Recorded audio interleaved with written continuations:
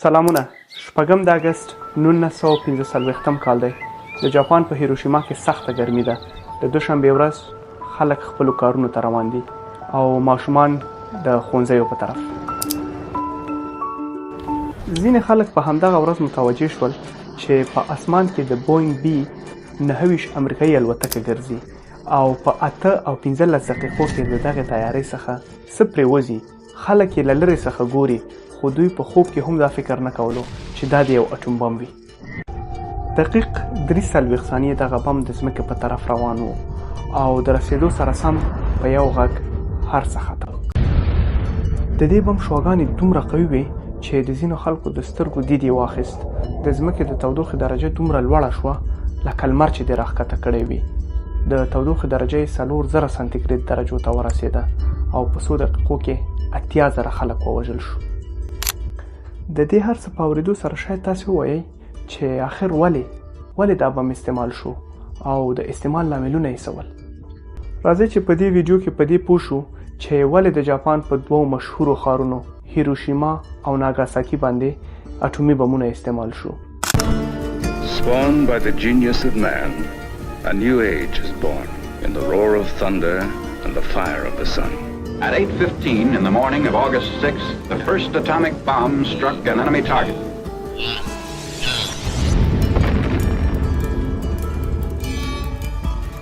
In this instant, Robert Oppenheimer recalls a passage from a sacred book of the Hindu. Now I am become death, the destroyer of worlds.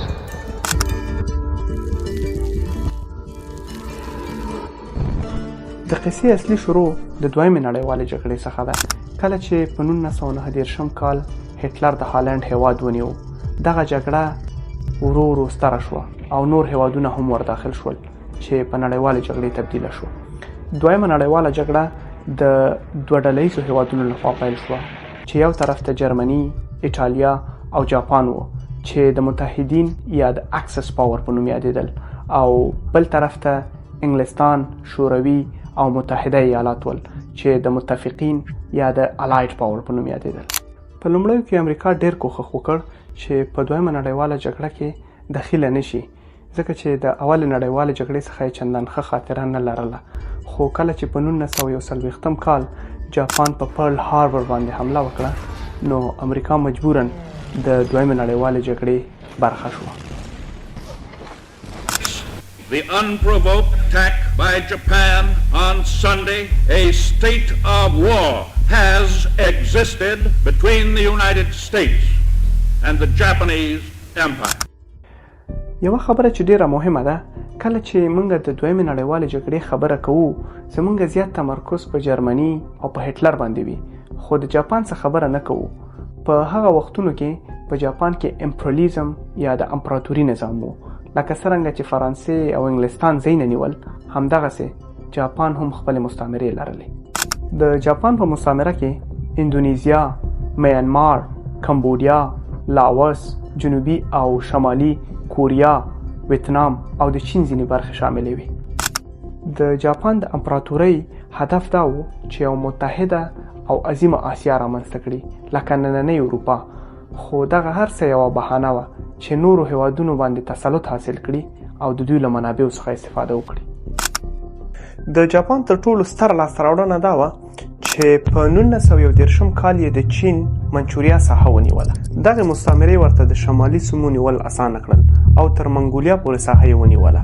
په جنوبي ساحه کې د ویتنام، لاوس او کمبودیا سیمې ونیولې. دلته یوه خبره ده چې هغه وخت د ویتنام او کمبودیا هیوادونه د فرانسې مستعمره وه او د فرنچ انډو چاینا په نوم یادېدل. که جاپان دې منطقه کې پرمخ تللی وی، باید اول یې د فرانسې سره جنګ کړی وی چې په همدغه دلیل یې په 1940 کال کې د فرانسې سره د جنګ اعلان وکړ او جاپان د دویمې نړیوالې جګړې حصه شو. امریکا چې کله دا ولیدل چې یو طرف هټلر دی چې ورځ تر بلې هیوادونه نیسي او بل طرف د جاپان امپراتور چې په ډېرې تیزۍ سره روان دی، نو نظامی دخالت خو یې نه شو کولی، باید اقتصادي عمل یې کړی وی، ځکه چې خپله بېطرفي اعلان کړې وه. امریکا جاپان ته صادرېدونکي مس او اوسپنه بند کړل. د امریکا هدف دا و چې دې سره به جاپان خپلې حملې بندې کړي، خو داسې ونه شو. دا ځل امریکا جاپان ته تیل ورکول هم بند کړل او هغه وخت تیل جاپان ته ډیر زیات مهم ول. 80% تیل جاپان ته د امریکا نه راتلل. امریکا جاپان ته ډیر واضح وویل که غواړي چې بیا تیل درکو ته باید د چین نیول شوی ساحې ور وسپاري او خپل اړیکې د جرمني او ایټالیا سره پرېږدي. هدف یې دا و چې ورته ووایي هغه د متحد آسیا خوبونه چې ته ګورې هغه د یاده وباسه. خو جاپان دا معامله ونه منله او جاپان په دې پوهېدو چې د اندونیزیا او ملیزیا په شاوخوا سیمو کې ډیر ښه تیل پیدا کیږي او دا تیل ورته د امریکا د تیل ډیر بهتر دی، خو دغه سیمې باید نیولای وای. دلته بیا یوه ستونزه دا وه چې دغه سیمې د هالند مستعمره کې راتلې او ملیزیا هغه وخت د انګلستان قبضه کې وه او دا دواړه هیوادونه د امریکا متحدین ول. که په دوی حمله کړی وای معنا دا چې په امریکا حمله کوي. جاپان ویل که امریکا بیا هم په موږ حمله ونه کړي هغه وخت حتماً حمله کوي کله چې موږ فیلیپین نیسو، ځکه فیلیپین هغه وخت د امریکا مستعمره وه او د فیلیپین د نیولو پرته د عظیمې یا متحد آسیا پلان هیڅ معنا نه لري. جاپان ویل چې په هر صورت باید موږ دا مناطق ونیسو، که څه هم امریکا زموږ نه ډیره قوي ده خو باید جنگ ورسره وکړو. نو دا فیصله یې وکړه چې په پټه به عمل کوي. د امریکا عساکر به په بېخبرۍ سره وژني او تیارې به یې ویجاړوي. نو په 1941 کال کې د امریکا په بیس په پرل هاربر باندې حمله وکړه. December 7th, 1941. High overhead, Jap raiders are on the loose. Without warning, they circle Pearl Harbor and the city of Honolulu. A surprise attack born of infamy. د 350 څخه زیاتې جاپاني الوتکې په پرل هاربر باندې حمله کوي، بمونه غورځوي چې په نتیجه کې 19 امریکایي بیړۍ او 188 الوتکې ویجاړوي. همدارنګه 2000 عساکر وژني. په څو ساعتونو کې جاپان په فیلیپین باندې واکمن کیږي. خو که حقیقت ته وګورو دا یو ډیر ماشومانه عمل و چې جاپان وکړو. زه د امریکا په بیس حمله کوم، د هغه سیمه دې نیسم او بیا دې دا تمه لرم چې امریکا دې په ما حمله نه کوي ځکه چې امریکا په جنگ کې د بېطرفۍ اعلان کړی. دې سره سم امریکا رسما اعلان وکړ چې نړیوالې جګړې ته به داخلیږي او د جاپان په مقابل کې به جنګیږي. د امریکا د اعلان سره سم انګلستان او روسیې ترې څخه حمایت وکړ، خو د جاپان سره بیا ایټالیا او جرمني ودرېدل. نو په 1941 کال کې نړیواله جګړه ښه په اوج کې روانه وه. چې د جنگ جزیات ته لاړ نه شو، په 1943 کال کې ایټالیا تسلیمیږي. په 13 د اپریل 1945 هټلر ځانوژنه کوي. یوازینی قدرت چې نه تسلیمیږي هغه جاپان دی. د مسلسلو ماتو سره سره هم جاپان نه تسلیمیږي. د دې علت شاید تاسو ته ډیر جالب وي. هغه وخت د جاپان دولت د خپل ولس مغزمینځنه کړې وه او امپراتور یې هیروهیټو نومیده چې خلکو به د جاپان خدای بللو او هره خبره به منل کېدله. ځینو خلکو به چې ویل چې موږ دغه جنگ بیلو هغه ته به په بازار کې سزا ورکوله تر څو نور خلک عبرت واخلي. بل دلیل یې دا و چې د جاپان فرهنګ خلکو ته ډیر غلط تشریح شوی و. مثلا د بوشیدو فرهنګ. د بوشیدو فرهنګ تمرکز په دې دی چې مرګ یوه توفه ده او باید ترې ونه ډار شو او سوموریا به هغه چاته ویل چې د مرګ څخه نه ویریږي. خو دوی به دا فرهنګ خلکو ته داسې تشریح کولو چې سوموریا هغه کس دی چې ځان امپراتور ته قربانوي او د امپراتور هره خبره مني. په دې فرهنګ کې څه خبره نه وه خو خلکو ته غلط تشریح شوی و. اصلا هیڅ جنگ پرته د دې افکارو پر مخ نه ځي. که ته جنگ کوونکي ته ونه وایي چې ستا جنگ مقدس دی، په هماغه ورځ جنگ پای مومي. بالاخره همداسې وشو. دغه خلک د خپل امپراتور لپاره قرباني شول. د جاپان په فوز کې د پیلوټانو یوه ډله وه چې د کامیکاسي په نوم یادېده. د دغې ډلې هدف دا و چې خپلې الوتکې د امریکا د نظامي بیړیو سره وجنګوي او انفجار ورکړي. که په عام شکل ووایو انتحاري به یې کوله. ماشومان به یې تربیه کول چې ځانونو پسې بمونه وتړي او په امریکایي ټانګونو باندې انتحاري وکړي.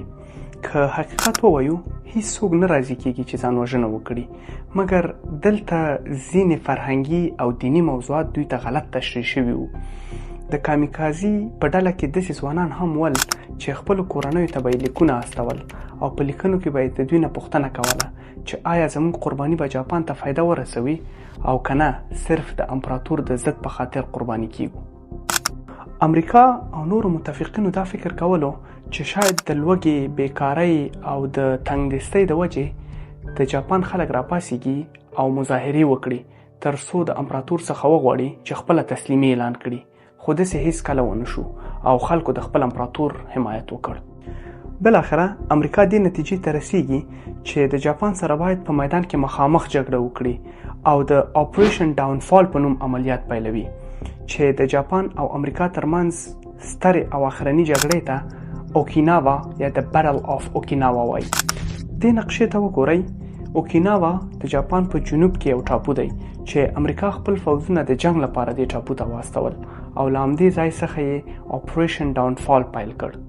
د اوکیناوا جګړه امریکا نا امیده کوي جاپاني عسکر په هیڅ صورت نه تسلیمیږي او تر اخره جنگیږي. کامیکازیان پرله پسې انتحاریان کوي او له مرګه نه ډاریږي ځکه د اوکیناوا جګړه په نړۍ کې یو د خونړیو جګړو څخه ده. که څه هم دا جګړه امریکا وګټله خو په ډیر لوړ قیمت. 12,000 امریکایي عسکر ووژل شو، 50,000 زخمیان شول، همدارنګه 1,10,000 جاپاني عسکر ووژل شو. باید ووایم د جاپاني عسکرو مړینه په دې ډیره وه چې یو یې هم تسلیمي ته غاړه نه کېښوده. هغه خلک چې د اوکیناوا په ټاپو کې اوسېږي د اوکیناوینز په نوم یادېږي او په دغه یوه جګړه کې 100,000 څخه زیات اوکیناویان ووژل شول، یعنې 1/4 25% د دې ټاپو نفوس په دغه یوه جګړه کې له منځه لاړو. نو امریکا وویل که څه هم جګړه موږ وګټله خو آپریشن ډاونفال ناکام دی. 12 اپریل 1945 کال د امریکا ولسمشر فرانکلین ډي روزولټ مړ کیږي او پر ځای یې هری ټرومن د امریکا نوی ولسمشر اعلانېږي. اوس نو د جاپان تسلیمي د هری ټرومن مسؤلیت دی. ټرومن زیات کوښښ وکړ چې د خبرو او مذاکراتو له لارې د جاپان امپراتور دې ته وهڅوي چې خپله تسلیمي اعلان کړي، خو د جاپان امپراتور حتی خبرو کولو ته حاضر نه شو. دلته د امریکا د ساینسپوهانو یو راز افشا کیږي، د مانهټن پروجیکټ، چیرې چې د امریکا لایقترین ساینسپوهان تجارب کوي او د نړۍ په لومړي اټوم بم په پټه کار کوي. په 14 د جولای 1945 کال کې دغه بم د مکسیکو په لابراتواري ساحه کې امتحانوي چې دغه ازموینه یې کامیابیږي. ټرومن وایي اوس نو د حل لاره پیدا شو.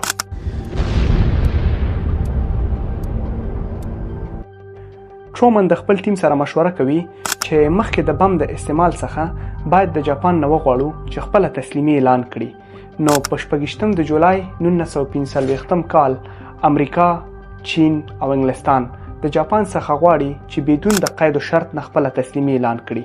که داسې ونه کړي نتیجه به یې کمپلیټ ډسټرکشن یعنی د جاپان مکمله تباهي وي.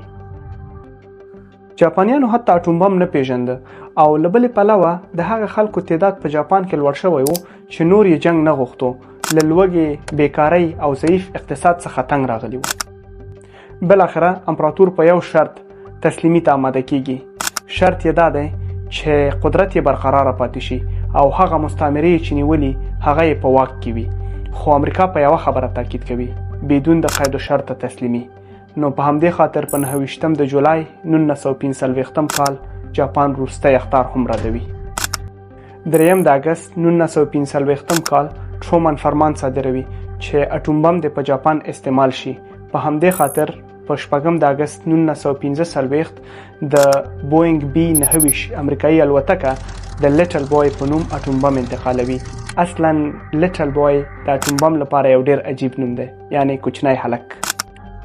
اټوم بم استعمالیږي او امریکا د نړۍ لومړی او یوازینی هیواد کېږي چې اټوم بم استعمالوي. په انفجار کې پاتې خلک ډېرې دردناکې قصې بیانوي. وایي چا چې دغه شواګانې ولیدې بیا یې په ژوند څه ونه لیدل. د دې بم غږونه دومره لوړ ول چې ځینې خلک یې تر عمره کاڼه کړل. 4000 سانتیګریډ درجو کې ځینې خلک ایره شول او دغه هر څه په دومره تیزۍ سره وشول چې د ځینې خلکو د ایره کېدو چاپونه تر اوسه هلته په تیږو پاتې دي. کله چې هر څه ختم شو ځینې پاتې خلکو په اسمان کې تورې وریځې لیدلې. ډېره ویرونکې شیبه وه. 10 دقیقې وړاندې شین اسمان، ژوند او امیدونه، خو اوس توره شپه او قیامت. 80 سلنه ودانۍ ویجاړې شوې. ښار نور ښار نه و پاتې، یوه ډاګه وه. دې انځور ته وګورئ، د سټلایټ نه اخیستل شوی دی. د بم د استعمال نه مخکې او وروسته حالت پکې لیدلی شئ. تاسې فکر وکړئ چې د خلکو د جسدونو به څه حال و. دې کې ډېر مخکې نظم، ډېر دردونکي انځورونه او معلومات دي، خو بشر د دې نه مخکې داسې څه نه و لیدلي. څو دقیقې بعد باران کیږي. خلک وایي دا ښه خبر دی، خو خبر نه ول چې دا د نړۍ تر ټولو وژونکی باران دی. په فضا کې زهري غازات د اټوم بم ذرې او اوبه سره ګډ شوي وو او د اسمان نه داسې ورېدل لکه زهر چې ورېږي. هغه خلک چې په بم کې ونه وژل شو او ټپیان ول په څو ورځو کې له منځه لاړل، ځکه د مراقبت او تداوي څوک نه و. 90% صحي مراکز په دې بم کې له منځه تللي وو. خلکو په امپراتور فشار راوست چې تسلیم شي، خو امپراتور ویل دا خو کومه غټه خبره نه ده، یو بم استعمال شوی، خیر دی که لږ غټ دی، په جنگ کې خدا راځي. مظاهرې یې آرامې کړې او ویل یې تسلیمي نشته.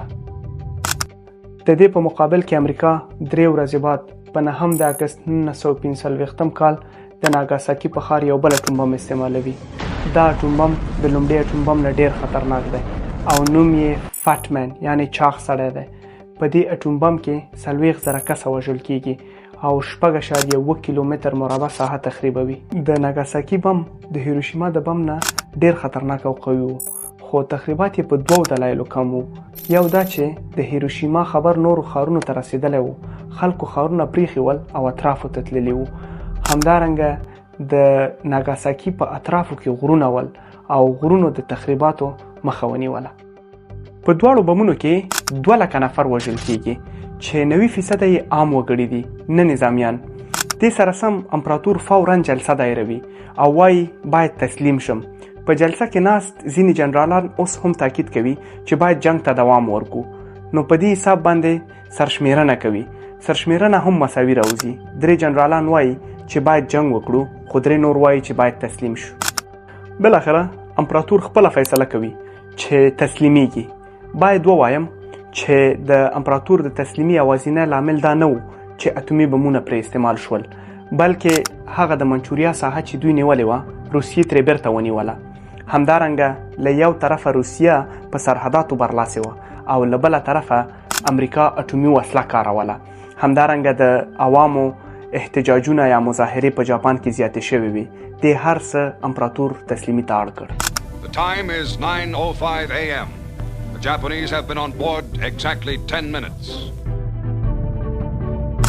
په جاپان کې اوس هم ځینې جنرالان راضي نه دي او وایي باید جنگ ته مو دوام ورکړی وای، خو دغه تسلیمي سره دویمه نړیواله جګړه پای ته ورسېده. متفقین فیصله کوي چې د جاپان نه په کوم شکل تسلیمي ومني. اول خدا چې امپراتور باید له واکه لرې شي او پر ځای یې یو ولسواکي او دیموکراسي نظام راشي. باید ووایم چې په جاپان کې اوس هم امپراتوري نظام دی، خو امپراتور یې فقط یو تشریفاتي شکل لري. د هیروشیما او ناګاساکي تخریبات 900 میلیونه ډالرو ته رسیږي، خو د جنگ څخه وروسته بیا رغونه پیل کیږي او د مختلفو هیوادونو نه خلک راځي چې دا ښارونه بیا ورغوي. دا بیا یوه بله قصه ده چې دا ښارونه څنګه ورغېدل. که تاسې اوس دې ښارونو ته سفر وکړئ، فکر به ونه کړئ چې په دې ښارونو د اټومي وسله استعمال شوې وي. کوم خلک چې د اټوم بم د شواګانو په واسطه متضرر شو، هغوی مختلف مرضونه پیدا کړل، لکه سرطانونه او د هډوکو امراض. حتی په اولادونو کې معیوبیتونه لیدل کېدل. دغه امراضو باندې ساینسپوهان مخکې نه پوهېدل، خو کله چې اټوم بم استعمال شو دغه امراضو ته متوجه شول. دلته یو ډیر مهم سوال پیدا کیږي چې آیا دا عادلانه وه چې امریکا د په جاپان باندې اټوم بم استعمال کړي او 200,000 بشر د تلف کړي؟ اوس د دې سوال جواب دومره ساده نه دی. هری ټرومن تر آخره پورې بخښنه ونه غوښته او نه یې پر خپله فیصله خواشیني څرګنده کړه. Well, I thought it was a blessing. I thought it could be used and made a blessing. I never worried about it being a curse. I wanted a weapon that would win the war, and it did. That's what I was interested in. ځکه د ټرومن او د ځینې امریکایي جنرالانو دا نظر و چې د بمونو استعمال لازمي و. دوی وایي چې موږ سره فقط 2 لارې وې، یا مو باید مخامخ جګړه کړی وای او یا مو بمونه استعمال کړی وای. بمونه یې ځکه استعمال کړل چې مخامخ جګړه کې زیات خلک وژل کېدل. د اوکیناوا جګړه خو به مو په یاد وي. د اوکیناوا د جګړې نه بعد امریکا ویل چې شاید 10 کاله ونیسي چې موږ د جاپان تسلیمي ته اړ کړو او په دې سره به مو 1 میلیون عساکر ووژل شي. امریکا ویل په اټوم بم کې 200,000 خلک وژل کیږي. 200,000 کم نه دي، خو د 1 میلیون امریکایي عساکرو په مقابل کې ډیر کم دي. په 200,000 خلکو او 1 میلیون عساکرو کې موږ 2 لکه انتخاب کړل. خو ځینې تحقیقات وایي چې امریکا سره نورې لارې چارې هم وي چې جاپان د تسلیمي ته اړ کړي. بل سوال دا چې که د امریکا هدف د جاپان تسلیمي وه، ولې بمونه په غټو ښارونو استعمال کړل چې 90% عام وګړي پکې ووژل شو؟ دغه بمونه به یې په نظامي ټاپوګانو استعمال کړي وو. خو امریکا په ځواب کې وایي چې د جاپان خلک ډیر سرسخته وو. هغوی د هیروشیما په بم تسلیم نشو، نو په وړو ټاپوګانو خو هیڅ کله نه تسلیمېدل. امریکا سره ډیر بمونه نه وو چې اول یې په وړو ښارونو استعمال کړی وی، فقط همدغه 2 بمونه ورسره وو. باید په داسې ځای استعمال کړی وی چې نتیجه یې ترې حاصله کړې وی. تاریخ پوهان وایي چې جاپان تقریبا د اول بم د استعمال نه وروسته تسلیم وو او روسیې هم په میدان مات کړی وو. امریکا دویم بم غیر عادلانه استعمال کو او فقط د امتحان په نیت استعمال کو. امریکا باید د جاپان تسلیمي لپاره لږ صبر کړی دی. د تاریخ پوهانو پر وړاندې دا هم تر ټولو غټ سوال دی چې د امریکا ولسمشر ته چا دومره واک ورکړ چې دا فیصله وکړي چې 1 میلیون عساکر دې وژل شي یا 2 لکه خلک. په زرونو کیلومترو لرې دفترونو کې ناست اشخاص چا دومره معتبر کړل چې داسې فیصلې دې وکړي؟ آیا د امریکا ولسمشر دا فیصله هم هغه وخت کولی شوه چې په 2 لکه نفرو کې د هغې د کورنۍ غړي هم شامل وی او ویلی دی وی چې بم استعمال کړئ ځکه چې 2 لکه نفر خو کم دي؟ ستاسې په نظر آیا د امریکا دا پریکړه عادلانه وه چې په جاپان یې اټوم بم استعمال کړو؟ دا سوال دومره ساده هم نه دی. په 1999 کال کې سروې وشوه چې 63% امریکایان وایي چې د دې بمونو استعمال عادلانه و، خو 29% جاپانیان بیا وایي چې دا فیصله سمه وه. تاسې وګورئ دا شمیر په امریکا کې 100 نه دی او په جاپان کې 0 نه دی. یعنی دا سوال دومره ساده نه دی چې اوس یې ځواب ووایو. خو دې کې ښه خبره دا ده چې دنیا په دې پوه شوه چې نور باید اټومي وسله استعمال نه کړي. خوشبختانه چې همداسې وشول. بعد له هغې نه بل هیواد دا اټومي وسله استعمال نه کړه په دې هیله چې بشر نور داسې آفت ونه ګوري. په دې هیله چې موضوع مو خوښه شوې وي. مننه. ښې چارې.